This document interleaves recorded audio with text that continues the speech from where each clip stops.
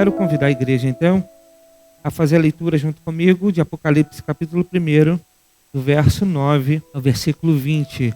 Diz assim a palavra do Senhor: Eu, João, irmão e companheiro de vocês no sofrimento, no reino e na perseverança, em Jesus, estava na ilha de Pátimos por causa da palavra de Deus e do testemunho de Jesus. No dia do Senhor achei-me no Espírito e ouvi por trás de mim uma voz forte, como de trombeta, que dizia: escreva num livro o que você vê e envie a estas 7 igrejas: Éfeso, Esmirna, Pérgamo, Tiatira, Sardes, Filadélfia e Laodiceia. Voltei-me para ver quem falava comigo. Voltando-me, vi 7 candelabros de ouro, e entre os candelabros alguém semelhante a um filho de homem, com uma veste que chegava a seus pés, e um cinturão de ouro ao redor do peito. Sua cabeça e seus cabelos eram brancos como a lã, tão brancos quanto a neve, e seus olhos eram como chama de fogo. Seus pés eram como bronze numa fornalha ardente, e sua voz como o som de muitas águas. Tinham em sua mão direita 7 estrelas, e da sua boca saía uma espada afiada de 2 gumes. Sua face era como o sol, quando brilha em todo o seu fulgor. Quando vi, caí a seus pés como morto. Então ele colocou a sua mão direita sobre mim e disse: não tenha medo, eu sou o primeiro e o último. Sou aquele que vive, estive morto, mas agora estou vivo para todo sempre, e tenho as chaves da morte e do Hades. Escreva, pois, as coisas que você viu, tanto as presentes como as que acontecerão. Este é o mistério das 7 estrelas que você viu em minha mão direita e dos 7 candelabros. As 7 estrelas são os anjos das 7 igrejas, e os 7 candelabros são as 7 igrejas. Amém, meus irmãos? Que Deus abençoe nosso coração.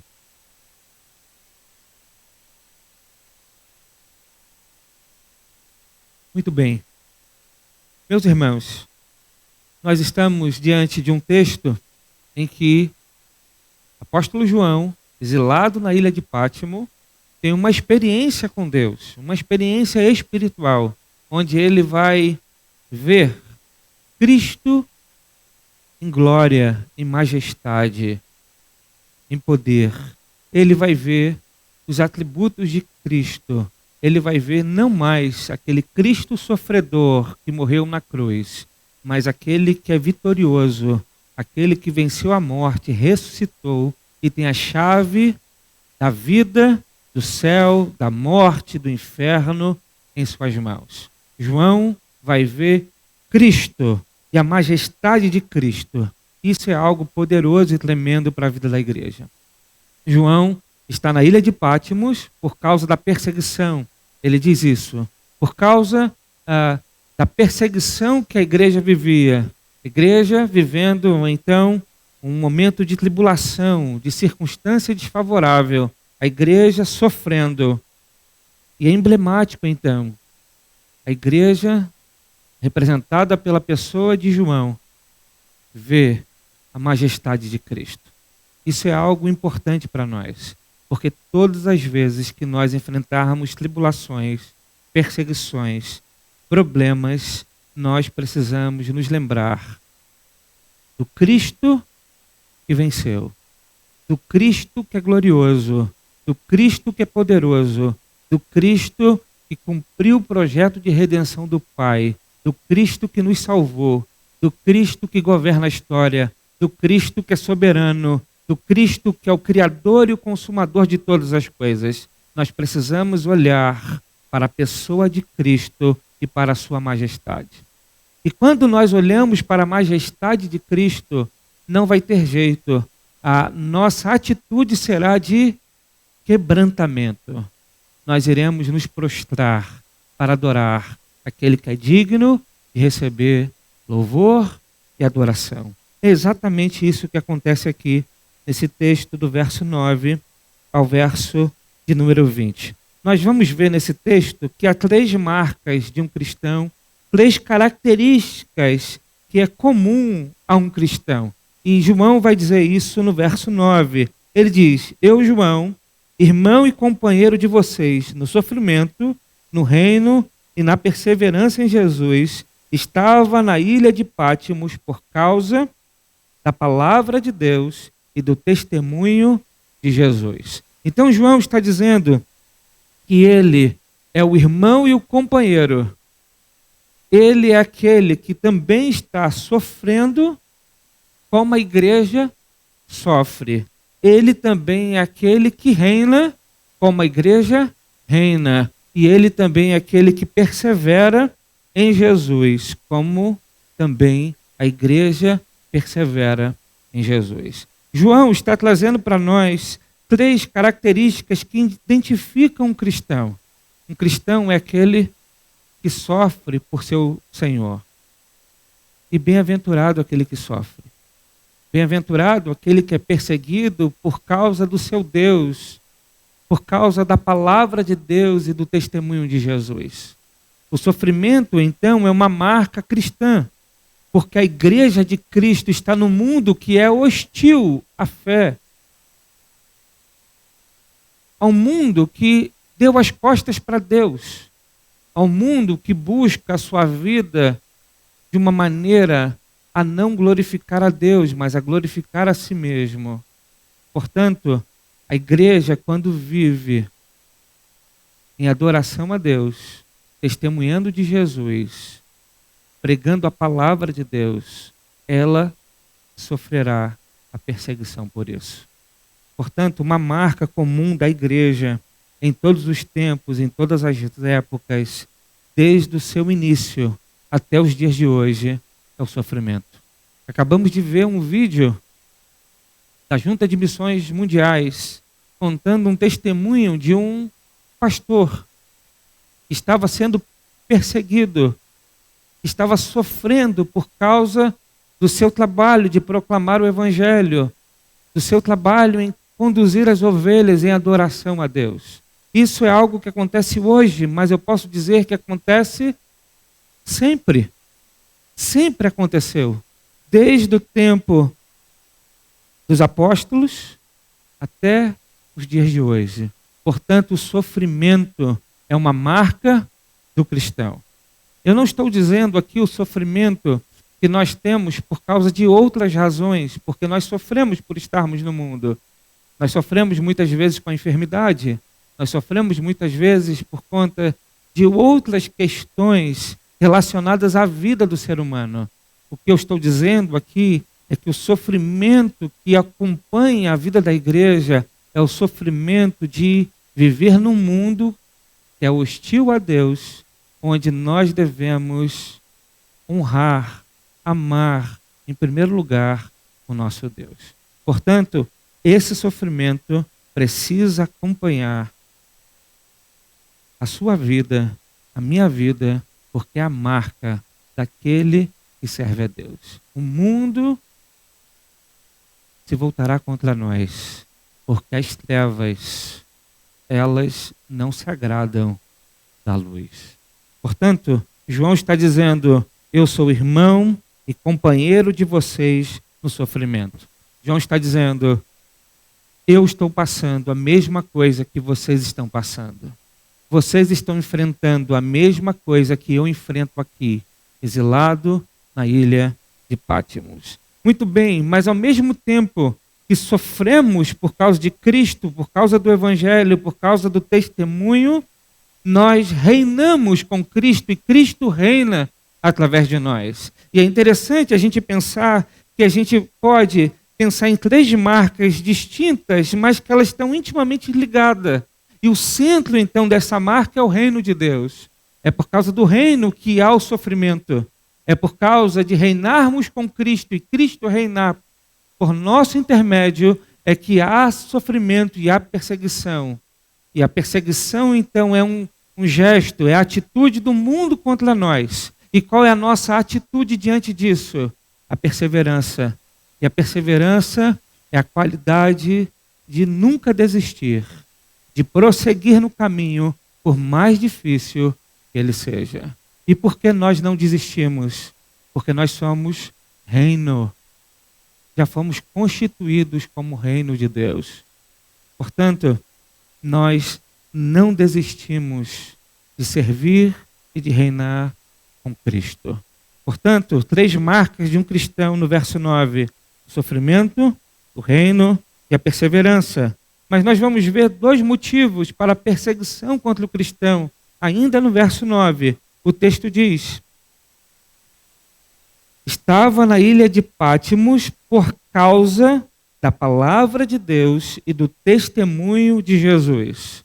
João, então, está dizendo que a causa do seu sofrimento, do seu exílio, é a palavra de Deus e o testemunho de Jesus. Isso é algo importante aqui. Por quê? Qual é a causa da igreja sofrer perseguição? Pregar, defender, viver a palavra de Deus. Viver uma vida testemunhando de Jesus, demonstrando testemunho de Cristo. Nós somos o sal da terra e a luz do mundo. E quando então vivemos como sal da terra e luz do mundo, nós somos perseguidos. Portanto, nós não podemos justificar muitas vezes o nosso sofrimento como se esse sofrimento é porque somos cristãos, se ele não é fruto ou ocasionado por uma vida que testemunha de Jesus e que prega a palavra de Deus. Por quê eu estou dizendo isso? Porque nós vivemos num tempo, num mundo, numa cultura em que nós somos místicos demais. Então a gente começa a ter um problema e a gente diz: isso é do diabo. É o diabo que nos persegue. É o mundo que persegue. Isso é o diabo. Mas a gente não para muitas vezes para refletir que talvez a causa do nosso sofrimento é a nossa vida de pecado. Estamos desobedecendo a Deus. Não estamos plantando corretamente. Não estamos agindo como cristão. Então, naturalmente, iremos sofrer. Mas não é esse tipo de sofrimento que João está dizendo aqui. Esse tipo de sofrimento é consequência dos nossos erros. O que nós devemos fazer nesse tipo de sofrimento é nos arrepender dos nossos erros, dos nossos pecados, da nossa atitude errada. Porque, na verdade, esse tipo de sofrimento não é porque obedecemos a palavra, ao contrário, é porque nós desobedecemos. Portanto, aquela ideia que muitos têm, eu estou sofrendo, isso é minha cruz. Não, isso não é tua cruz. A tua cruz é negar a si mesmo para viver uma vida para Deus, no mundo que não quer viver para Deus. Aquele que quiser vir após mim, negue a si mesmo e tome a sua cruz. João está dizendo que a causa da perseguição do mundo contra a igreja é quando a igreja vive pela palavra de Deus e testemunha de Jesus. A pergunta que você precisa fazer diante de sofrimentos circunstanciais é: eu estou sofrendo porque eu quero agradar cada vez mais o meu Senhor? Eu estou sofrendo porque eu quero ser o melhor funcionário, mesmo que não haja circunstâncias para que eu seja assim, mesmo que meus colegas de trabalho não queiram ser assim? E aí então eles se voltam contra mim. Bem-aventurado você, porque você está sofrendo, porque quer glorificar o nome de Deus. Você está sendo luz, sal e testemunho numa sociedade corrompida e depravada. Você brilha como estrela no universo, como diz Paulo em Filipenses. Portanto, se é por isso, você é feliz e é bem-aventurado, porque você pertence ao reino, o reino te pertence. Mas se o problema é por causa do seu egoísmo, por causa das inclinações do seu coração, por causa das suas atitudes, por causa do seu sentimento, por causa das suas falhas, não diga que é porque você é um crente que você está sofrendo. Não, porque você está sofrendo não como crente, você está sofrendo como um ímpio. João está dizendo aqui que a causa do seu sofrimento é a palavra de Deus e o testemunho de Jesus. Mas ainda, nós vamos ver então uma experiência espiritual. João está aqui se identificando com os seus leitores. Ele está dizendo a razão do seu sofrimento e agora ele vai contar que no dia do Senhor ele se achou em espírito. Ele diz: no dia do Senhor achei-me no espírito e ouvi por trás de mim uma voz forte como de trombeta. João tem uma experiência aqui. É interessante que já no primeiro século, no finalzinho do primeiro século, o dia do Senhor já é identificado aqui. Quando João diz, no dia do Senhor, eu me achei no Espírito, nós poderíamos traduzir isso aqui como, no domingo, achei-me no Espírito. É extraordinário isso, porque já naquele tempo, a igreja tinha consciência que um dia é do Senhor, que no dia do Senhor, Deus precisa ser louvado, adorado, cultuado, e é nesse dia que João tem uma experiência espiritual. É nesse dia que ele tem a visão de Deus das coisas que estavam acontecendo, que em breve ia acontecer, e as coisas que acontecerão mais na frente. Muito bem. Então João tem uma experiência espiritual. Ele tem uma visão. E essa visão, ele vai registrar a partir do verso 12 até o final do livro do Apocalipse. Uma voz fala com João, uma voz forte como a de trombeta, significa para nós que é uma voz de autoridade, é uma voz poderosa, é uma voz que diz para João, João, escreva para as 7 igrejas, o verso 11 vai dizer isso, escreva num livro o que você vê e envie a estas 7 igrejas, Éfeso, Esmirna, Pérgamo, Tiatira, Sardes, Filadélfia e Laodiceia. Então uma voz muito forte, com autoridade, com poder, fala com João e diz, João, o que você vai ver a partir de agora, você vai escrever num livro e vai enviar a 7 igrejas. Quando João então ouve essa voz, o texto diz que ele volta para ver quem fala com ele. Verso 12 vai dizer isso. Voltei-me para ver quem falava comigo.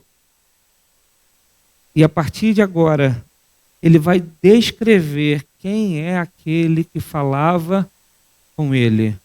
Ele vai fazer um retrato, não um retrato físico, porque esse texto é metafórico, ele não é literal, mas ele vai fazer um retrato teológico e espiritual de Cristo.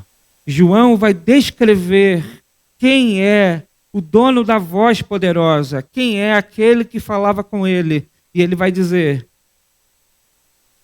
que quem fala com ele é o Senhor. E esse Senhor é onipresente. Verso 12 e 13 diz assim, voltei-me para ver quem falava comigo. Voltando-me, vi 7 candelabros de ouro, e entre os candelabros, alguém semelhante a um filho de homem, com uma veste que chegava aos seus pés, e um cinturão de ouro ao redor do peito. Bem, quando ele volta para ver, ele vê 7 candelabros. Nas próprias palavras de Jesus mais abaixo, no verso 20, o texto vai dizer que os 7 candelabros são 7 igrejas. Está lá no verso 20, veja. Este é o mistério dos 7 estrelas que você viu em minha mão direita e os 7 candelabros. As 7 estrelas são os anjos das 7 igrejas e os 7 candelabros são as 7 igrejas. Então o que João está vendo? João está vendo 7 igrejas. E João está vendo que aquele que fala está entre as igrejas, está no meio das igrejas, está presente nas igrejas. Olha que extraordinário isso. João está vendo um Senhor onipresente. Ele está no meio das igrejas. Ele conhece as igrejas. E isso vai ficar demonstrado quando ele começar a especificar a vida de cada uma das 7 igrejas. Portanto, essa introdução é importante, porque nós vamos ver o que João está dizendo é: eu conheço vocês. Ou melhor, o que João está dizendo é que Jesus disse: eu conheço vocês. Eu sei do seu sofrimento. Eu conheço as suas virtudes. Eu conheço os seus defeitos. Eu sei a circunstância pela qual vocês vivem. Eu sei onde vocês estão plantados. Eu sei tudo o que acontece na vida de vocês. O que João está vendo é um Senhor onipresente que conhece a sua igreja. O nosso Senhor é onipresente. Mas João ainda está vendo um Senhor que é nosso sumo sacerdote e rei. Esse Senhor que está no meio da igreja é aquele que tem características de um sumo sacerdote e de um rei, porque na visão que João tem, esse Senhor, esse alguém como filho do homem, como diz o texto de Daniel, é alguém vestido com vestes sacerdotais e vestes reais. O texto vai dizer no verso 13: e entre os candelabros, alguém semelhante a um filho do homem, com uma veste que chegava aos seus pés e um cinturão de ouro ao redor do peito. Portanto, João está vendo as igrejas, alguém como filho do homem, presente na vida das igrejas, e ele está com uma veste sacerdotal e real. Imagina aí, gente, essa cena, essa visão de João. João está vendo, então, o Senhor, que é onipresente, mas também é sumo sacerdote e rei. Muito bem, João ainda está vendo um Senhor que é divino, santo e eterno. Porque no verso 14 diz: sua cabeça e seus cabelos eram brancos como a lã, tão brancos quanto a neve, e os seus olhos eram como chama de fogo. O texto, então, está mostrando para nós que essa pessoa que João está vendo é uma pessoa que tem as mesmas características da visão que Daniel tem em seu livro. E é quase que unanimidade entre os intérpretes, os teólogos, seja ele de qual escola ou de qual visão for, é de que estas características simbolizam para um ser que é divino, santo e eterno. Portanto, a visão que João tem é de um Senhor que é onipresente, que é sumo sacerdote, rei, divino, santo e eterno. Muito bem. A visão continua. E ele vê que essa pessoa tem olhos como uma chama de fogo. Isso é um indicativo para nós de que ele vê todas as coisas. Ele não apenas está presente, mas ele vê todas as coisas. Ele tem ciência de todas as coisas. Ele é onisciente. O verso 15 vai dizer: seus pés eram como o bronze numa fornalha ardente, e sua voz como o som de muitas águas. João então está vendo alguém que é poderoso, que está com os pés como um bronze numa fornalha e que tem uma voz como o som de muitas águas. É alguém que tem muito poder. É alguém que é onipotente. Ainda ele vai dizer que esse Senhor é soberano. O verso 16: tinha em sua mão direita 7 estrelas, e da sua boca saiu uma espada afiada de 2 gumes. Sua face era como o sol quando brilha em todo o seu fulgor. Nós sabemos, a partir do verso 20, que as 7 estrelas é indicada no texto como os anjos das igrejas. E aqui a ideia é que os anjos se referem ao líder da igreja, ao pastor da igreja. Então o texto está dizendo é que esse Senhor tem os líderes na sua mão. Esse Senhor é soberano sobre a igreja. Esse Senhor é soberano sobre tudo que acontece na vida da igreja. O texto vai dizer ainda, e mostra para nós que ele é justo e juiz, que julga por sua palavra, porque a figura que a imagem metafórica que João vê é agora esse ser com uma boca, e essa boca sai uma espada afiada de 2 gumes. A ideia aqui é alguém que usa uma ferramenta, uma arma de justiça. E nós sabemos, a partir de outros textos, que a palavra é identificada como uma espada afiada de 2 gumes. Então a ideia é, esse Senhor é justo e juiz que julga por sua palavra. Isso é muito importante. Porque nesse tempo que a gente vive, em que as pessoas dizem que nós não podemos julgar nada, precisamos entender que Deus não apenas vai julgar, mas Ele já julga por sua palavra. Essa ideia que o julgamento é apenas no fim é um tanto quanto equivocada, porque somos julgados todos os dias por meio da palavra.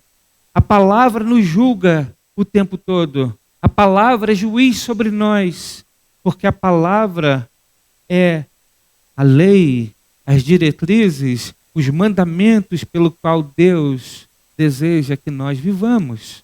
Portanto, quando nós quebramos a lei, quando nós desobedecemos a palavra, nós somos julgados por ela. Porque é ela que diz para nós o que é certo e o que é errado, o caminho que devemos trilhar, o caminho certo e o caminho errado. Portanto, como é que Jesus vai julgar?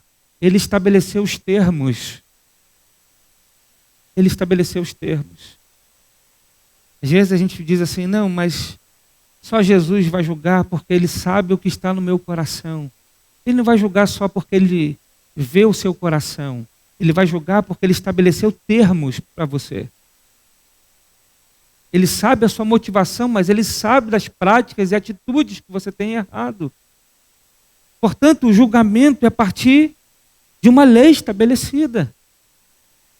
Isso é claro na Bíblia. Paulo, por exemplo, dizendo que a geração de Adão até Moisés foi uma geração que morreu mesmo não tendo uma lei, mas morreu por causa do pecado de Adão. Não porque eles cometeram um pecado que transgrediu a lei, mas porque o seu representante federal desobedeceu a Deus e a consequência do seu representante alcançou aquelas gerações até Moisés. Mas a partir de Moisés, o povo de Deus é julgado pela lei, pelos mandamentos que Deus entregou, que Deus deu. Portanto, nós somos julgados pela palavra. A palavra que é uma espada afiada de 2 gumes. Muito bem, o Senhor, Ele é glorioso. Porque no verso 16, na visão que João tem, ele vai dizer que sua face era como o sol quando brilha, em todo o seu fulgor. A face desse ser que ele olha é algo que brilha, é algo majestoso, é algo glorioso. João vai dizer que é como um sol quando brilha, em todo o seu vigor, com toda a sua força.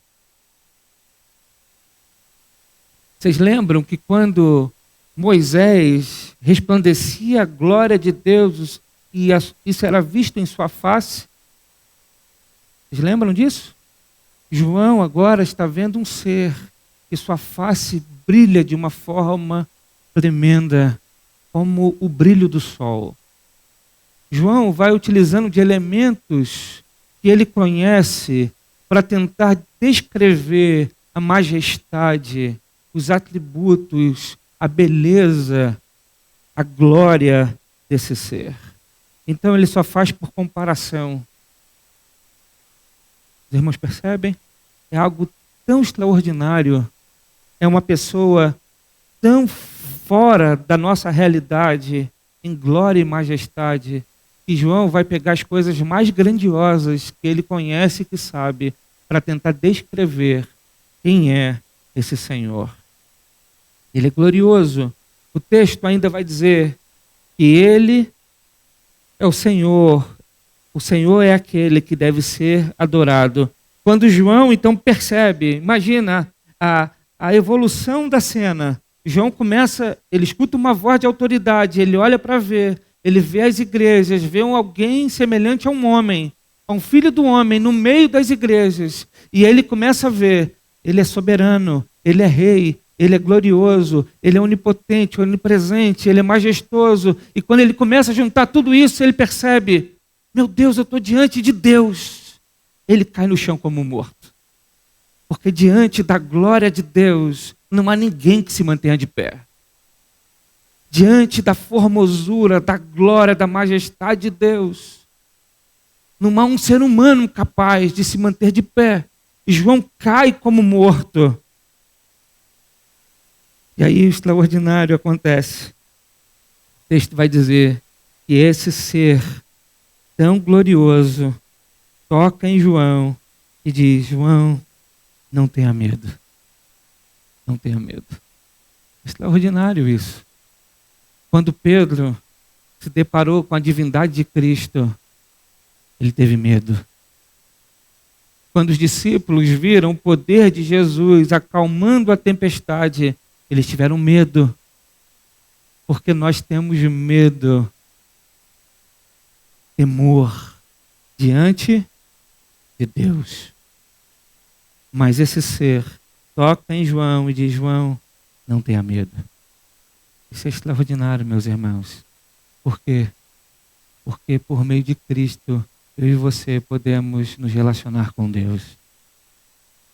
O Deus que estava separado, o Deus que se manifestava numa montanha de uma forma tão extraordinária e poderosa, e o povo diz: Moisés, vai você que a gente não quer chegar perto. Esse Deus agora, tão glorioso, se manifestou a nós, e por meio de Cristo, eu e você podemos entrar em relação com Ele sem ter medo. Ele toca em João e diz: não tenha medo. E ele vai dizer: eu sou o primeiro e o último. Eu sou o alfa e o ômega. Eu sou o princípio e o fim. O Senhor, então, é aquele que é o Criador e o Consumador de todas as coisas.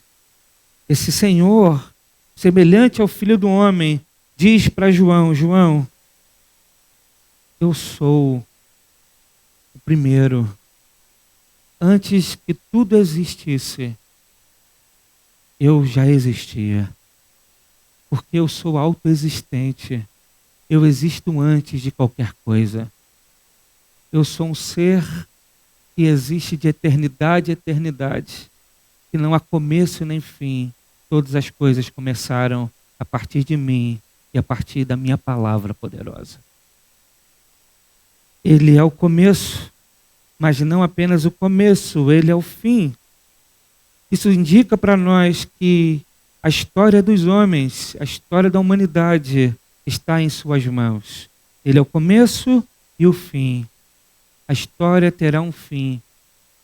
E esse fim será conforme a vontade daquele que iniciou todas as coisas. Porque ele não apenas começou, mas ele sustenta e governa a história. E terá um fim. Ele é o primeiro, ele é o último. Esse Senhor ainda é o cabeça da igreja. O verso 19 diz: escreva, pois, as coisas que você ouviu, tanto as presentes como as que acontecerão. Este é o mistério das 7 estrelas que você viu em minha mão direita e os 7 candelabros. As 7 estrelas são os anjos das 7 igrejas e os 7 candelabros são as 7 igrejas. Olha que extraordinário. Nós vamos ver a partir de agora esse ser tão majestoso lidando de uma forma tão linda com a sua igreja. Esse ser que é tão transcendente, ele vai se revelar imanente, próximo, perto, ao ponto de conhecer as qualidades, as virtudes e os defeitos da sua noiva. Isso é extraordinário, porque o Senhor, o Filho do Homem desta visão, ele é o dono da igreja, ele é o cabeça da igreja, ele tem as 7 estrelas na mão, que são os anjos da igreja. Ele passeia no meio dos candelabros, ele passeia no meio dos candeeiros, ele passeia no meio da igreja. Ele é o cabeça da igreja. Portanto, meus irmãos, se a gente tentar identificar o que João está vendo, a gente pode simplificar esse texto. E eu quero fazer uma leitura do capítulo 1 com os irmãos de uma forma simplificada.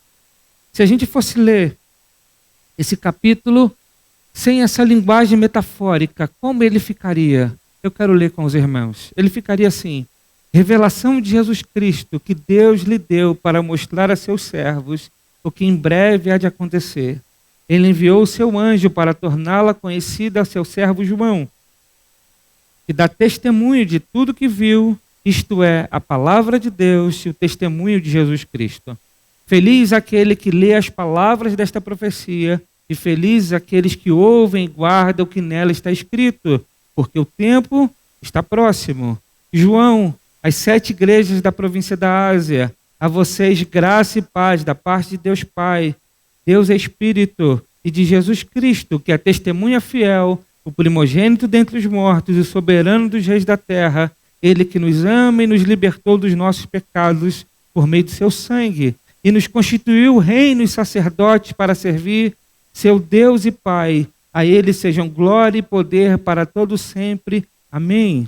Eis que ele vem com as nuvens, e todo olho verá, até mesmo aqueles que o transpassaram, e todos os povos da terra se lamentarão por causa dele. Assim será. Amém. Eu sou o Criador e o Consumador, diz o Senhor Deus, o que é, o que era e o que há de vir, o Todo-Poderoso. Eu, João, irmão e companheiro de vocês no sofrimento, no reino e na perseverança em Jesus, estava na ilha de Pátimos por causa da palavra de Deus e do testemunho de Jesus. No dia do Senhor, achei-me no Espírito e ouvi por trás de mim uma voz forte, como de trombeta, que dizia: escreva no livro o que você vê e envie às 7 igrejas: Éfeso, Esmirna, Pérgamo, Tiatira, Sardes, Filadélfia e Laodiceia. Voltei-me para ver quem falava comigo. Voltando-me, vi 7 igrejas. E entre as igrejas o Senhor Jesus Cristo, que é o nosso sumo sacerdote e rei, divino, santo, eterno e onisciente, onipotente, tem os pastores em suas mãos, é justo o juiz que julga por sua palavra e é cheio de glória. Quando o vi, caí aos seus pés como morto. Então ele colocou sua mão direita sobre mim e disse: não tenha medo, eu sou o Criador e Consumador. Sou aquele que vive, estive morto, mas agora estou vivo para todo sempre e tenho as chaves da morte e do inferno. Escreva, pois, as coisas que você viu, tanto as presentes como as que estão por vir. Este é o mistério das 7 estrelas que você viu em minha mão direita e dos 7 candelabros. As 7 estrelas são os pastores das 7 igrejas e os 7 candelabros são as 7 igrejas. Portanto, o que João está vendo? Ele está vendo Cristo de forma poderosa e gloriosa. Muito bem. Diante disso, algumas aplicações de forma muito rápida. Meus irmãos, nenhum inimigo, por mais poderoso que seja, é tão poderoso, tão majestoso, tão glorioso que o nosso Senhor Jesus Cristo. Portanto, todos os inimigos que um dia se levantarem contra você pelo fato de você ser a igreja de Cristo, entenda que por mais poderoso que ele seja, ele não é mais forte do que o seu Senhor. Portanto, não tenha medo dele, porque aquele que você poderia ter medo, ele tocou em você e disse: não tenha medo. Perceba? Aquele que nós devemos temer é o que tocou em nós e disse: não tenha medo. Portanto, quando a igreja entende a majestade e a glória de Cristo, ela pode enfrentar muitos momentos que gerarão medo no coração, mas isso será superado quando nós olharmos para aquele que tem a história na mão, que é o Criador e Consumador de todas as coisas. Nem a morte, que é o nosso pior inimigo, pode mais nos vencer, porque Ele tem a chave da morte em suas mãos. Portanto, não tem porquê vivermos uma vida amedrontados. Ter medo é natural, somos humanos, mas nós não podemos deixar que o medo nos vença, porque nós estamos na mão daquele que é todo-poderoso e que já venceu por nós. Portanto, nós temos que crer nessa verdade e colocar esta verdade em ação. A igreja, certamente, assim como João, estava vivendo um momento de muita aflição e de muita angústia.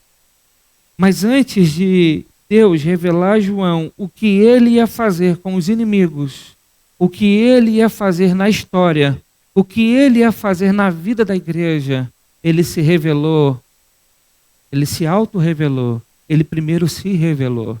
Isso é algo muito importante. E essa é uma segunda aplicação aos nossos corações. Antes de você querer conhecer como você vai resolver o seu problema, o que vai ser da sua vida, do seu futuro, antes de você querer saber como você vai tomar decisões, o que você vai fazer na vida, você precisa primeiro olhar para Ele.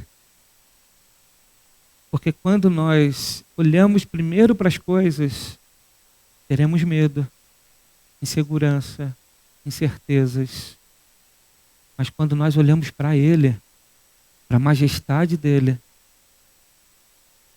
quando nós conhecemos de fato quem Ele é, isso vai nos dar certeza para o hoje, convicção para encarar o amanhã e a certeza de que a nossa vida está guardada em Deus. Portanto, antes de conhecer qualquer coisa, conheça aquele que é, conheça o seu Senhor. Isso é extraordinário. A igreja precisa entender isso. Porque antes da gente fazer qualquer coisa para Deus, a gente precisa conhecer quem é Ele. Antes de nós cumprirmos qualquer vocação, a gente precisa conhecer quem é Ele.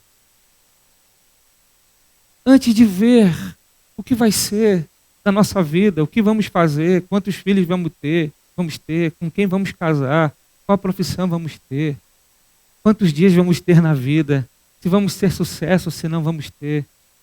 Isso tudo se torna irrelevante quando a gente começa a olhar para quem Ele é. E quando a gente entende quem Ele é, a vida fica mais tranquila. Não porque as circunstâncias são tranquilas, mas porque nosso coração se enche de tanta certeza, de tanta verdade, de tanta convicção da verdade de Deus, que isso muda a nossa história. Portanto, quando você estiver ansioso, olhe para quem Ele é, quais são os seus atributos. Quando você tiver medo, olhe para Ele, os seus atributos. Quando você tiver dúvidas, olhe para Ele, para os seus atributos. Quando você estiver sofrendo, decepcionado, quando as coisas não caminharem bem, olhe para Ele. Ele é suficiente para nos dar uma vida hoje segura. Portanto, uma terceira coisa,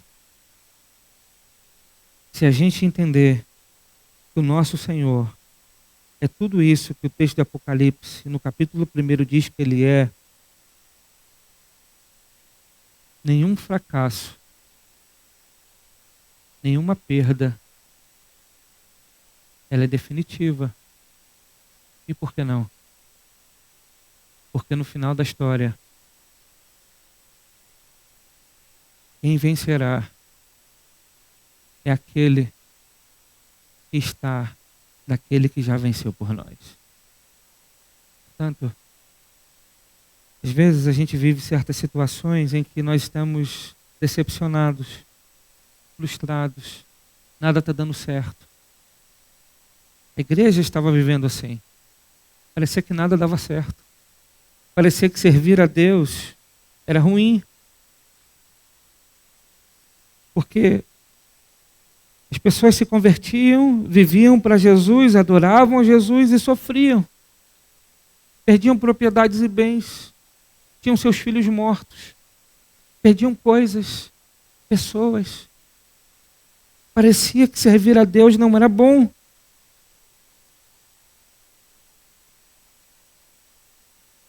Mas Jesus aparece para João para dizer: peraí, João, não sou como um homem para que minta, nem o filho do homem para que se arrependa. Peraí, João, as promessas que eu fiz eu vou cumprir. Peraí, João, eu não sou alguém que tem desvio de caráter, que promete e não cumpre, que diz mentira. Peraí, João, olha quem eu sou. Eu prometi que vou cuidar de você. Eu prometi que vou dar toda a autoridade no céu e na terra para que vocês vão e façam discípulos.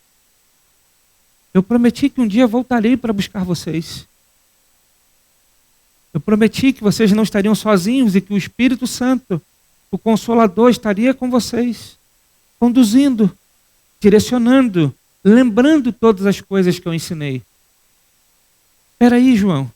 As coisas estão ruins, mas eu não deixei de ser quem eu sou. E a certeza de que as coisas estão no controle é pelo fato de eu ser quem eu sou. Não há sombra de variação em mim. João, eu sou o autoexistente. Eu sou o imutável. Eu sou o onipotente, onipresente, onisciente. Então, João, para de olhar para as coisas pequenas, porque todas as coisas são menores comparada a quem eu sou. Por isso essa introdução é importante demais, porque antes da gente saber o que Deus sabe sobre a igreja, o que Deus sabe sobre o futuro, a gente precisa saber que Ele só sabe dessas coisas porque Ele é. Porque senão, se a gente perder de vista quem Ele é, a gente vai ter dúvidas sobre como tudo isso vai acontecer. E a gente vai querer se agarrar aqui e ali aos acontecimentos da história, aqui e ali, a coisas que são passageiras. Portanto, o capítulo 1 de João é fundamental para que a gente compreenda todo o resto. Muito das metáforas, dos sinais, dos símbolos que João utiliza no primeiro capítulo, ele vai utilizar no restante do livro. Então, compreender que João está vendo Cristo, a sua majestade e seus atributos, vai nos dar certeza quando nós olharmos para coisas tremendas que ainda vai acontecer, mas que Deus já revelou para nós no Apocalipse. Portanto, é necessário saber quem Ele é. E a última aplicação, mas é uma pergunta: você sabe quem Ele é? Você sabe quem Ele é? Se você não sabe quem Ele é, Eu te convido a conhecer a palavra de Deus, porque é na Bíblia que Deus revelou quem Ele é. Você não precisa mais querer conhecer a Deus como alguém que está tateando no escuro, porque Ele resolveu se revelar a nós.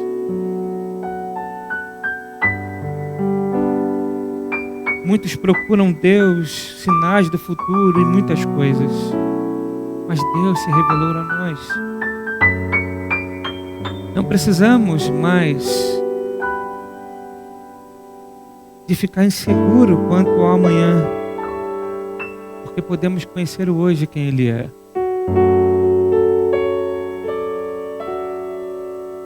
E conhecer quem Ele é hoje vai fazer com que nós o adoremos. Na verdade, é isso que a gente vai fazer por toda a eternidade. Parou para pensar nisso? João tem um vislumbre de quem Ele é, da sua majestade. Sabe por que a gente vai passar de eternidade adorando a Ele? Porque a gente precisa de uma eternidade para conhecer quem Ele é. Nós precisamos de uma eternidade para processar toda a majestade, formosura e glória de quem Ele é. É por isso que a eternidade é um lugar que não se cansa, não se desanima, não é monótono. Porque na eternidade nós estaremos diante daquele que é a razão de tudo, a razão da vida, aquele que faz tudo acontecer. Portanto, vale a pena ser crente, mesmo diante das maiores dificuldades da vida. Vale a pena ser crente, vale a pena sofrer, porque somos reino. Vale a pena perseverar, não desistir, porque Ele é majestoso, Ele é glorioso. Que Deus nos abençoe.